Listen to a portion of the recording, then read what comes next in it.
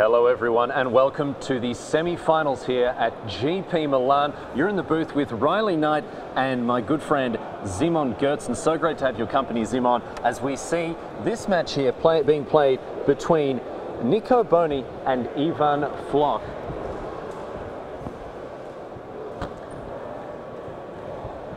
So these two players making it as far as the semi-finals here, and you can see already underway. Nico Bohny off to the races, starting off with an island and what looks like a Dakar Mystic, I should say, and Ivan Floch replying with a one drop of his own in Tormented Hero. Both of these players, Simon, off to a good start. Yeah, Nico Bohny with the popular blue-green tempo deck, and Ivan Floch moved into a black-white aggression, something that we don't really see all that often. If black is an aggressive deck, it's most often paired with red, the Minotaur tribe, and we see why black-white can also be aggressive.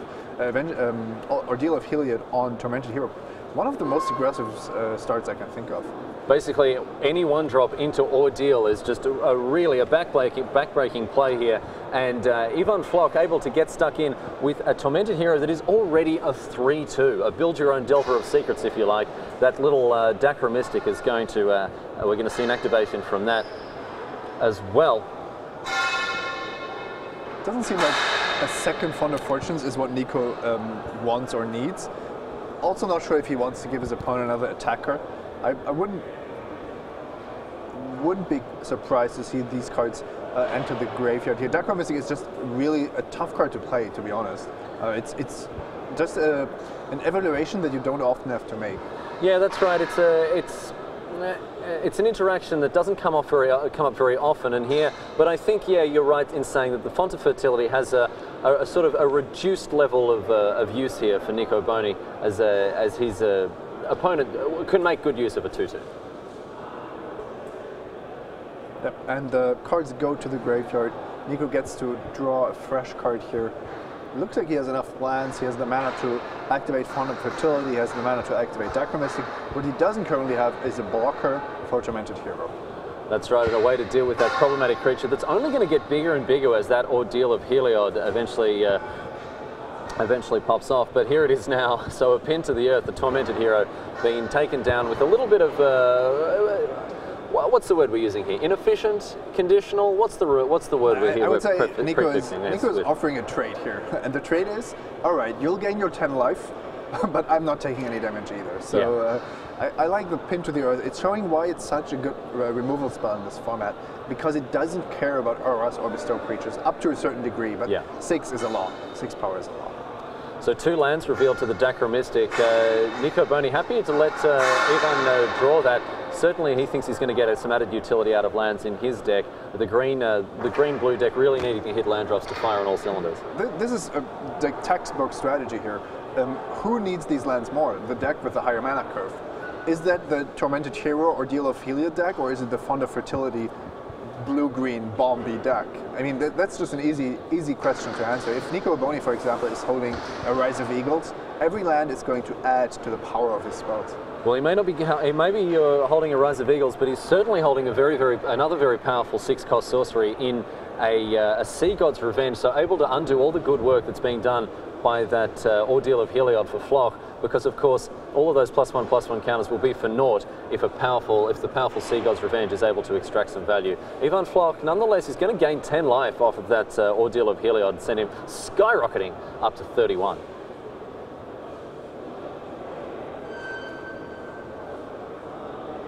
Ivan Floch is holding 3 more lands, and Dakar Mystic is not going to tire of giving him more of that if those are the cards that I revealed. Now, even if Ivan draws lands off of Dakar Mystic, that's actually not bad for him, because it's going to draw him to his spells as well. The only thing that he doesn't really want to see is Nico finding really good spells with the help of Dakar Mystic, where he has to just draw lands, and the opposite, of course, as well. That's right, yeah. There's an interesting question of equity here that's brought into play with Dakar Mystic, as we see here. A Fleet Feather Cockatrice off the top for Nico Bohny, but that's against an Ornitharch on Ivan Floch's side of things. But yeah, hitting the graveyard for those ones. Nico Bohny not interested in dealing with the powerful 5-cost creature. Nico Bohny's main interest is flooding out Ivan here. He's going to give him all the lands in the world, but that means that 5 drops is not what he wants to give his opponent. No, especially not ones with the power level of the Ornitharch.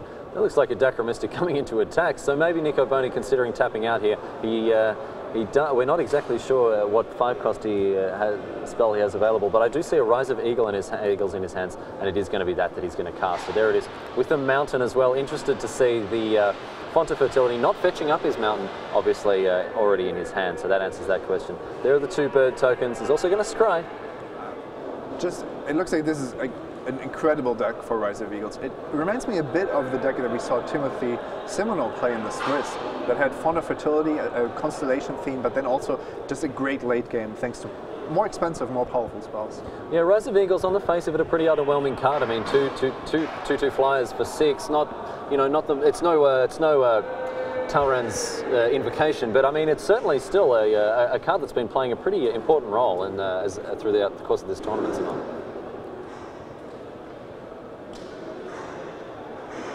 Nico is holding 3 spells, I believe. Ivan, I know, has a lot of lands. One of the spells in his hand is a Sip of Hemlock, which, as you can see, it doesn't really match up well against Rise of Eagles. No, against the current board state, they are a very expensive bit of, I guess, final say removal spell. Not exactly at its best against Rise of Eagles. There is Oppressive Raise, however, so that Dacromystic is going to become a little bit more expensive to turn sideways. But this is already a pretty desperate move. Oppressive Raise on Dacromystic. I mean, if Nico wants to pay 3 for that or 4 total, okay, but otherwise he isn't going to care in the slightest. No, that's right, and here is Interpret the Sign. So scry 3, reveal the top card of your library and draw cards equal to that card's mana cost. So we could see an enormous amount of cards put into his hand, and we do indeed. So there we go, 1, 2, 3, 4, and 5 cards being drawn from that Interpret the Signs. Interpret the Signs, a card that on the face of it, again, you may not think it's got a lot of power, but when you're drawing 5 cards for 6 mana, you're pretty happy about that. The card to compare this with is Thassa's Bounty, of course, 6 mana, draw 3, mill 3.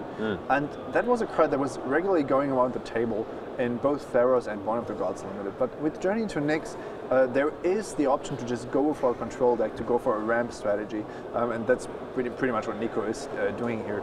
And that means that once you have stabilized the board somewhat, you're just looking for ways to pull ahead, of which there actually aren't many in the format. Yeah. So generating hard card advantage, apart from maybe the divination that you might pick up, is really difficult. It's pretty tricky to do. You're absolutely right, Zimon. So that Interpret the Signs really doing some work for Nico Bohny as he picks up 5 cards off it. I mean, I tell you what, I'm never unhappy to have that many cards in my hand. Never unhappy to be slamming 5 cards off the top of my library. Pinned to the Earth, traded 2 for 1. Rise of Eagles generated 2 permanents. In a sense, Oppressive Raise is not even worth a card on this board. That's just 4 2-for-1s from the top of my head, and Nico just casts Interpret the Signs for 5 cards. Interpret the Signs. There's a Chorus of the Tides, a 3/2 flyer.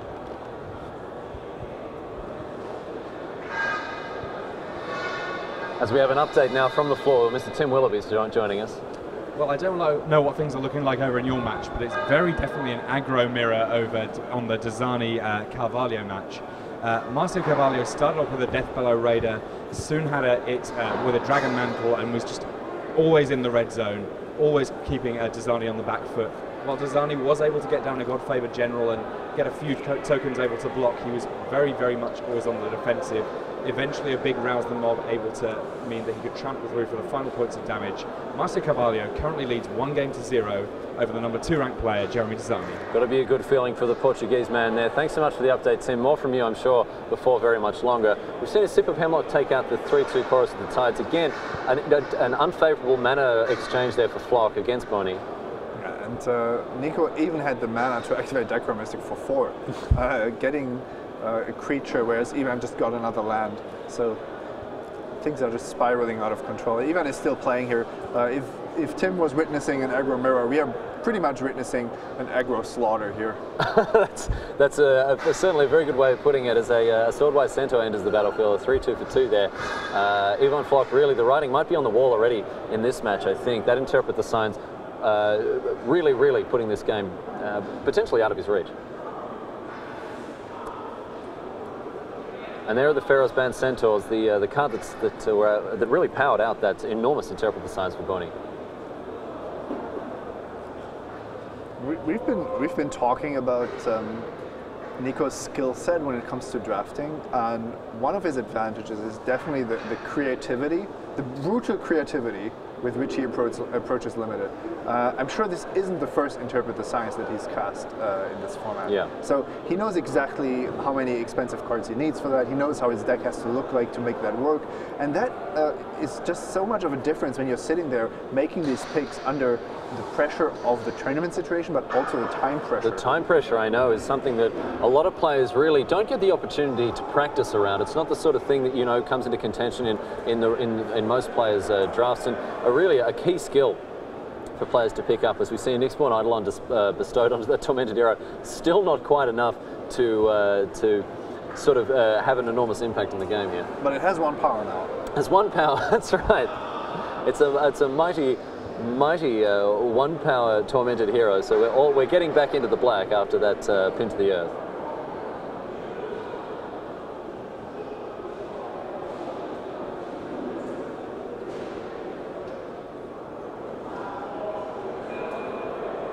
So Nico Bohny sitting at 15 life. Ivan Floch, after that ordeal of Heliod, snagged him 10 points to life, is down to 19.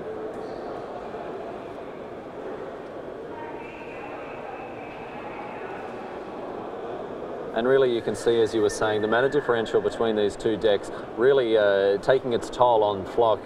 Him flooding out is really disastrous, whereas Nico flooding out just means he's got the resources to deploy the spells that he needs to. As a Hubris returns the pin to the earth to Bohny's hand, he is really going for the throat here.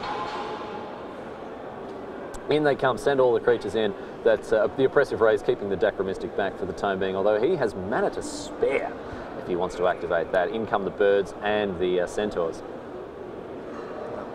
We have to be fair here.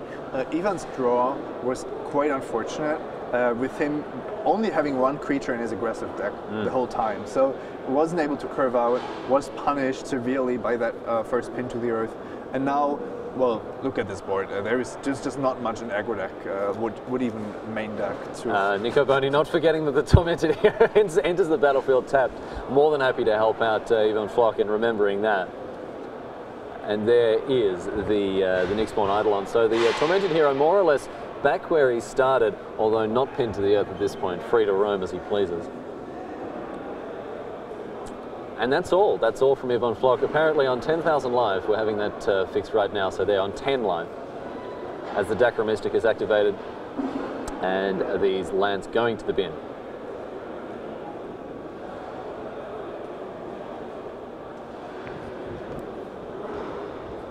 Nico Bohny draws for turn. He's got a full grip. Yeah, he has everything he wants.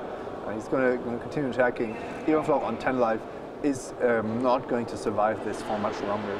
I'm going to give him, let's say, 2 turns of Nico attacking. Nico is really now only debating which cards still to show to Ivan. And at this point, you can afford to play around every card in the format. You can play around Fated Return. You can play around Fated Retribution. You can play around Fated Conflagration for what it's worth. Oh dear. One card, Fated Intervention, might do a little bit of work against Bohny in this board state, but still, I mean, really in a very, very commanding position, Nico Bohny, having drawn an extra 2 cards off that final. Because why not? He hasn't drawn. I don't think he has enough card advantage at this point. Well, the size of Nico's library is definitely a thing that he has to be aware of. Yeah. And the other thing is just to not give Ivan Floch too much extra information. Ivan Floch hasn't really played any more cards since the Sip of Hemlock that Nico hadn't already seen.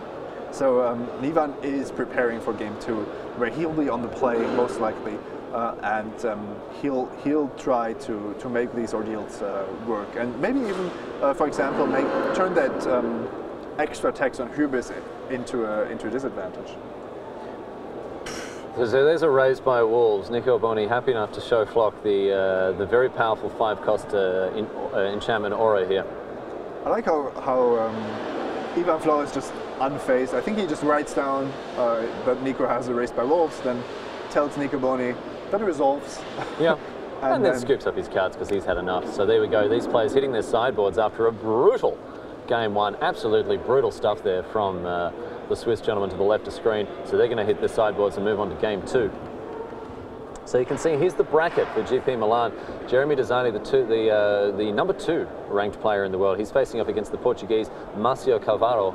On the other side of the bracket, we've seen Nico Bohny overcome Guido Cecchino, the only Italian left standing in the top 8, and Nico Bohny facing off against Ivan Floch. As you've just seen, the scores at the moment 1-0, and I can imagine they're the same with Dezzani and Carvalho. So let's have a look in at that match while we're talking about it. Jeremy Dezzani, I should say, facing off against Marcio Carvalho. Dezzani is on 26 life. Carvalho on the right of your screen is on 16. So here we saw Dezzani draft his white deck. Simon, you and I were lucky enough to have a look at that. And we've seen just the blue splash for the stymied hopes that did so much work last game. Great sideboarding by Dezzani for his quarterfinals there. Managed to beat also a high casting cost deck in the form of green-black with a red splash. Now, it does look like Marcio Carvalho is packing a bit more of a punch, I have to say.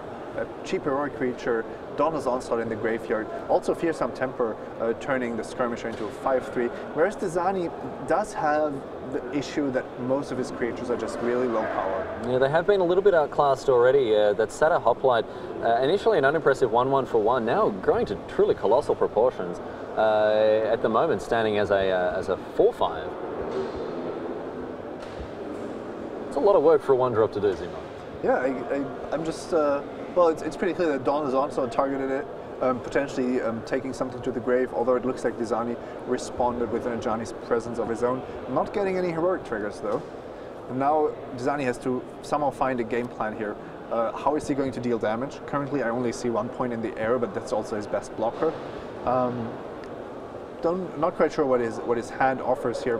Potentially could bestow a Hopeful Eidolon, but that's just a card that you want to put on something that has a bit of power on its own. Yeah, that's right. So we might see a bestow here happening as he's just tapped 4 mana.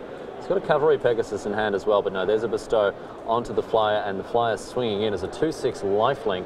So Coastline Chimera getting it done for the Frenchman, getting him 2 points of life as well. So Dezzani sitting pretty on 28 at the moment. Marcio Carvalho down to 14. However, Carvalho, got to say, he's got the best of it on the battlefield.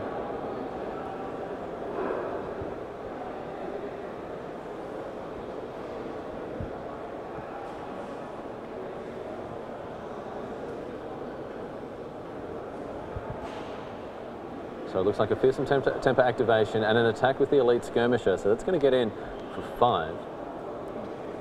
That's actually good news for Jeremy Dezzani, because this turn could have gone a lot worse for him. Certainly, yeah. If your opponent isn't deploying cards, isn't advancing or sort of developing his board, I mean, not a terrible position to be in. But is that a coordinated assault in Carvalho's hand? It's a Rouse the Rebel. Oh, rouse the mob. Rouse the mob? It was Rouse the Mob from Innistrad. I thought it was Rouse the Rebel, but it's the Journey into Nyx Strife common. Yeah. That could actually be quite good because Jeremy Dezzani's creatures are just so small. He might have drafted a few too many 1/1s, to be honest. Yeah. Not that there was much of a choice with him just snatching up every white card he saw. So in they come, the Loyal Pegasus giving the Nyxborn Shieldmate flying, and there is the Evangel of Heliod. The Lord of 1/1s. The Lord of 1/1s. So Jeremy Dezzani, Simon Götzen, you've said that he might be in the business of a few too many 1/1s. However, those 1/1s looking to carve up that game for Carvalho, and he's had enough. So these guys equalise at 1 apiece.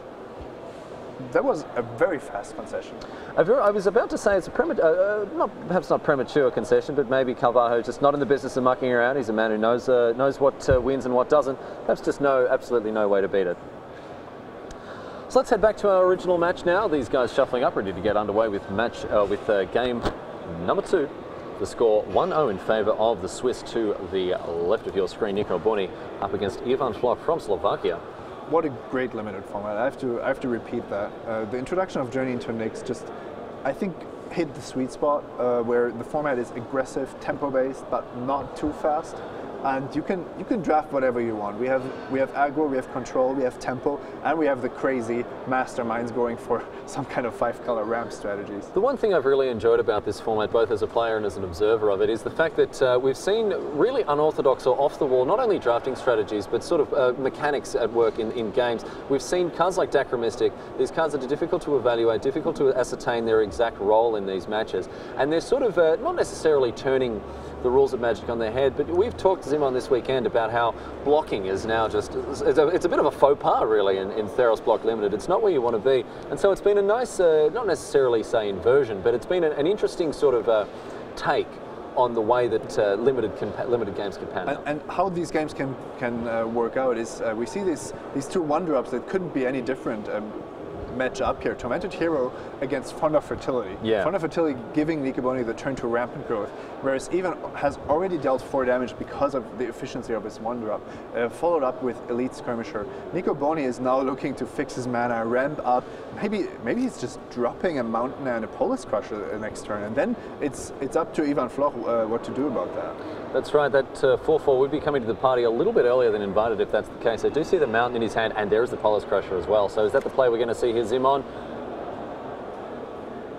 It looks to be indeed. Could have seemed like a genius and got in there with a yes. It is indeed Polis Crusher. So a 4-4 rocking up on turn 3 for Nico Bohny. Got to be happy with that. Certainly, Ivan Floch at least doesn't have any enchantment creatures, because the protection from enchantments on Polis Crusher would be a big issue here. What Ivan Floch wants is a Necrobite or a Divine Verdict. What he doesn't want is the Nyx Infusion that's in his hand, currently without any reasonable targets. No, that's true. I'm sure Ivan Floch very well and truly aware of exactly what that card does. A snap block there with the Polis Crusher, despite the fact that blocking is a dangerous preference. He didn't get the memo that it's a faux pas. It is. Just, I know, we're all just squirming with awkwardness here, but no, he's got it done. There we go. That was the Frank Karsten TM bluff attack. That's right. The Frank Karsten school of thought. Slam him into the red zone, worry about it later. There's a traveling philosopher as well. The 2-2 with no abilities. I like that subtle dig at philosophers around the world. It does gain flying from Cavalry Pegasus. That's true, it does. It can be tossed into the air by a Pegasus, I suppose. There's another 4-drop, not quite as impactful as a Polis Crusher, but it is the Chorus of the Tides. What's Floch's line here? He's getting on the front foot and attacking very, very aggressively. If he has a Nyxborn Shieldmaid, tapping down Polis Crusher, and having 2 creatures that can attack into Chorus of the Tides maybe, or even tapping on the Chorus and forcing the Polis Crusher to trade, he might have a way here. But once again, the key to this format, the key to this game, and probably the key to this tournament is going to be evasion. And currently the tap ability on the Skirmisher is just doesn't really count as evasion here. No, it's difficult to utilize effectively. It's difficult to have repeated sources of heroic without just running yourself out of cards and not really maximizing the amount of value you're getting from them.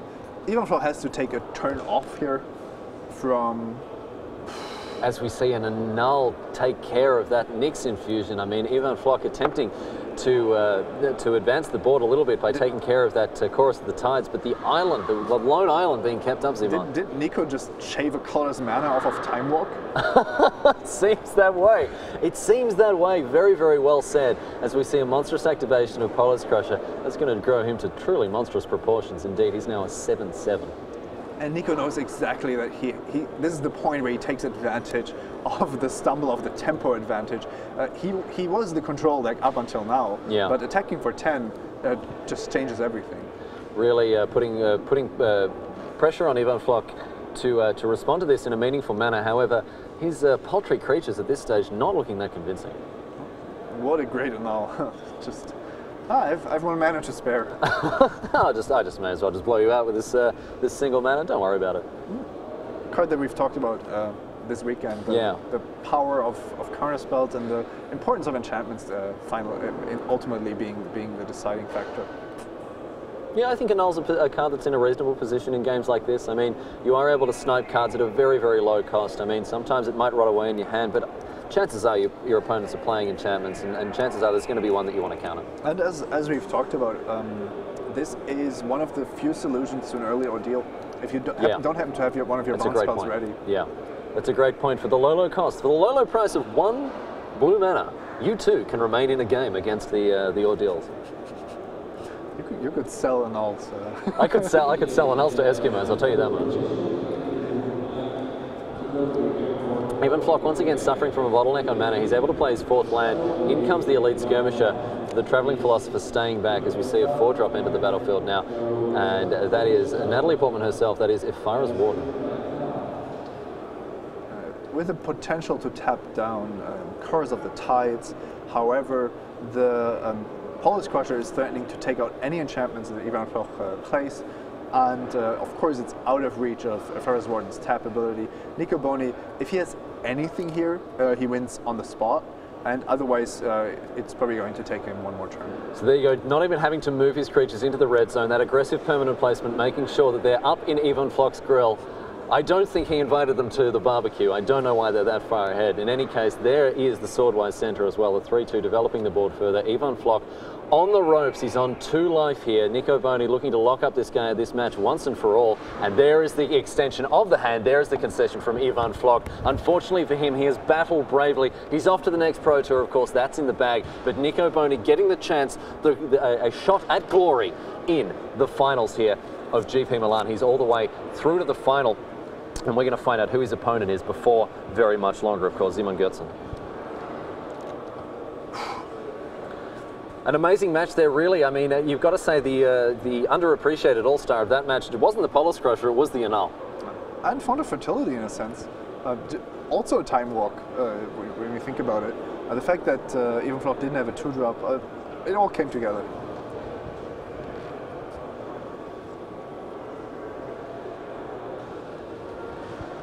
See what the 1-1s are doing. So let's slide over now to our second game. We've got Jeremy Desani on the left, of course, the world number 2. He's on 13 life, as it says on your screen. Marcio Carvalho, the guy from Portugal, he's on 15. You could actually see a roast the rabble here from Carvalho to ensure that the Death Battle Raiders it doesn't go down without a fight. And Jeremy Desani with a conservative block here. Roast the rabble could put the +1/+1 counter on a Crown Skyguard so that it wouldn't even be too bad of a deal. No. Instead, we're seeing a rise to the challenge. And Simon, I'm sorry to call you out this way, but it is in fact Rouse the Mob. We've had it confirmed. That's right. Okay, I've been wrong. That's it. Period. Yeah, that's all right. Happy to take your leaks. That's fine. So it is Rouse the Mob indeed, but no, it was a rise to the challenge this time.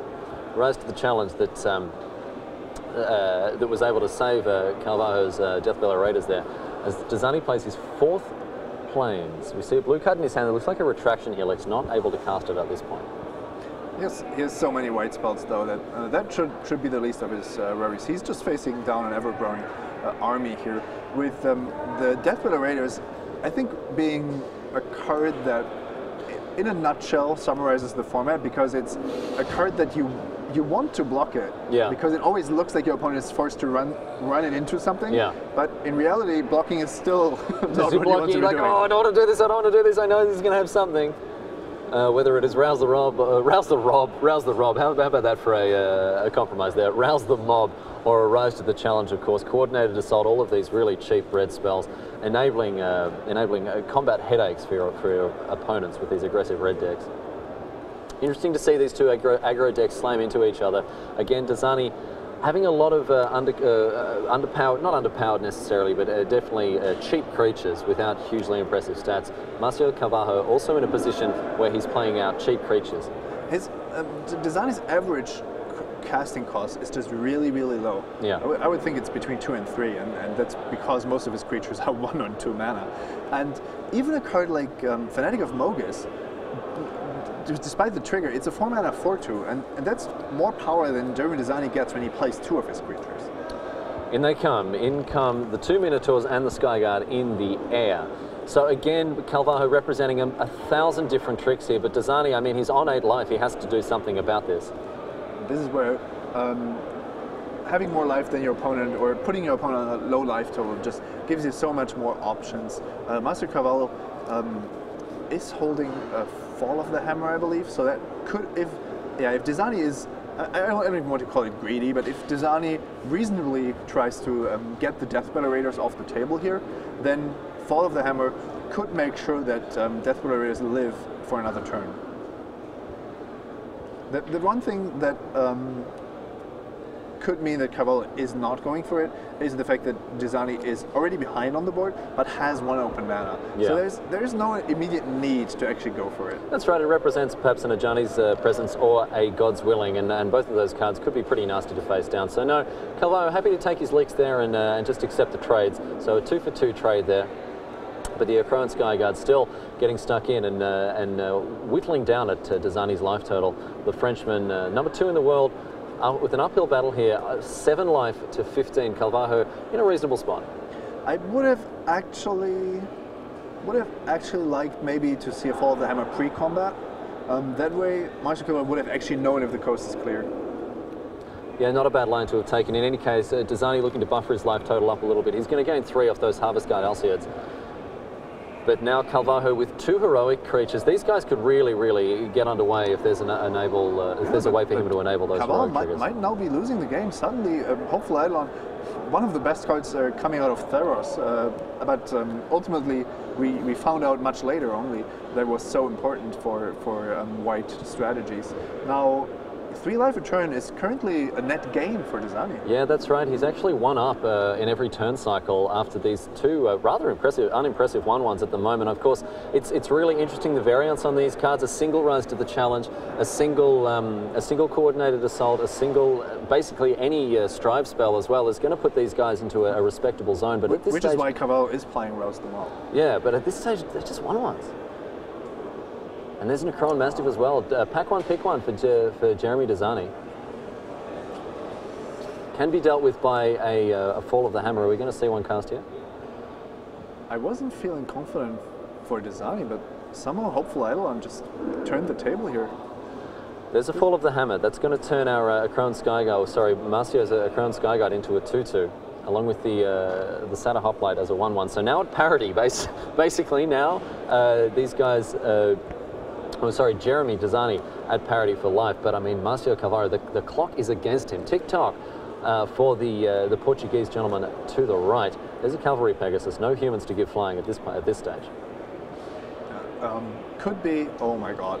The Cavalry Pegasus could be blocking Satyr Hoplite, and it would be a good play because Cavallo hasn't really been showing any signs of strength the last couple of turns. But that draw step, the exact draw step that just turns this around. So now blocking with Cavalry Pegasus running into Dauntless Onslaught. Yeah, Dauntless Onslaught, one of these cards we were discussing about when we talk about stuff like Coordinated Assault, Rouse the Mob, a card that's going to turn both of these creatures, heroic creatures, Satyr Hoplite and a Crown Skyguard, into really respectable threats. Cavallo has to think hard about this because being defensive is also an option here.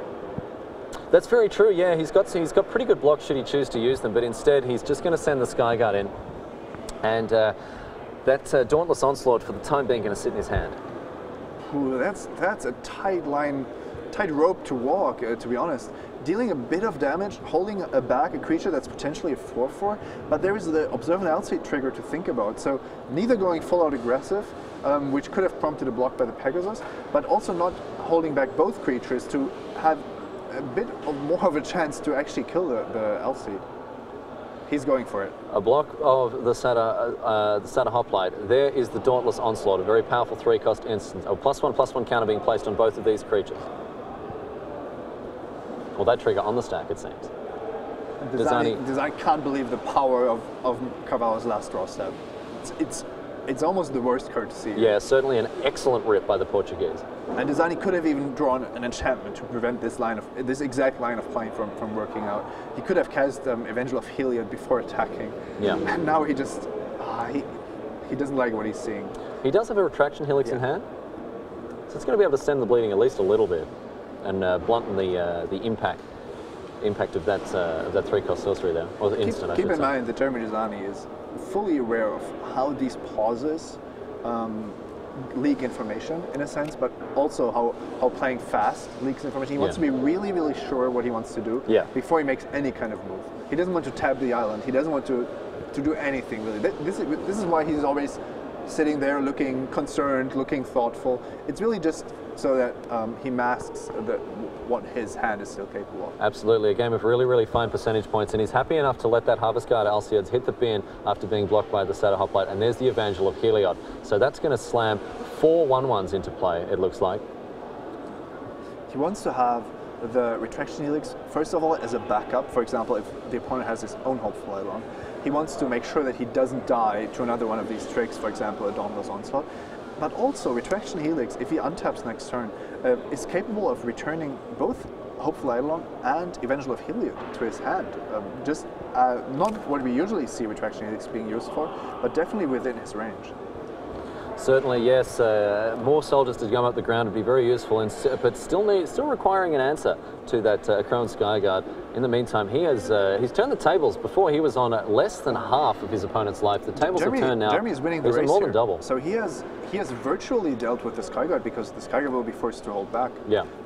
Thanks to Cavalry Pegasus, oh no, these are only soldiers, not human soldiers? Oh, I'm sorry, then only the Evangel of Heliod would be flying, but still, Carvalho can't afford to attack.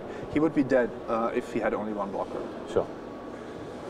So Desani with a couple of cards. It looks like Carvalho's on mono lands, unfortunately for him. Carvalho had one good draw set, but the others have been quite unfortunate.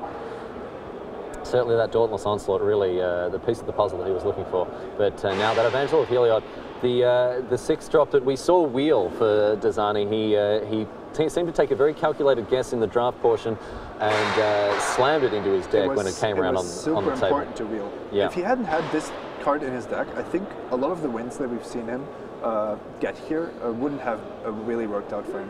Now, I have to say, I think the turn where Master Cavallo declined to cast Fall of the Hammer lost him the game ultimately.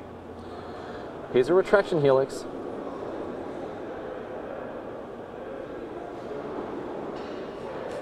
Master Cavallo with his lands in hand is just thinking, why?